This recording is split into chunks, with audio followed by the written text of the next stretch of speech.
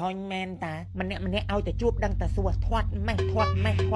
សួរតែពីលទ្ធផលប៉ុន្តែមិនដែលសួរ process ថាមិនបានគេធាត់ទេដឹងមូលហេតុអីបានគេធាត់អត់គេធាត់ដោយសារតែគេមានលុយស៊ីរបស់ឆ្ងាញ់ត្រៃនេះដែរអស្ចារ្យស្ត្រីនេះដែរខ្លាំងក្លាស្ត្រីនេះដែរជួបបញ្ហាមិនដែលរត់គេចបើគេសួរយើងនៅសំណួរភ្លាវទាំងអស់នេះគួរឆ្លើយតបទៅគេបែបម៉េច1បើគេសួរថាធាត់មែនលើត្រូវតបទៅគេវិញថាមកពីខ្ញុំមានលុយច្រើនហូបវីតាមីនគ្រប់គ្រាន់មុខម្ហូបឆ្ងាញ់ដេកលក់ស្រួល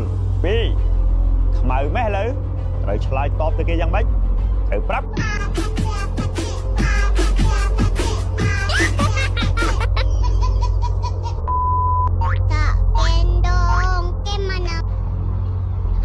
គ្រប់ស្អីគេខលមកឯសើឆ្កែពីណាគេអេតខ្ញុំចូលគ្រប់នេះឃើញខលមកវីដេអូមកខ្ញុំសើឆ្កែទាំងអស់មានមនុស្សមួយនេះអានេះគ្រប់ឆ្កែត្រូវស្រឡាញ់អូនច្រើនហើយហំនឹកអ្នកផ្សេងបើអូនដឹងអូននឹងសុំបាយពុំសងខំថាបងធ្វើបានផ្ដល់ឲ្យអូនគ្រប់ពេលនារីម្នាក់នេះសុំតែពុន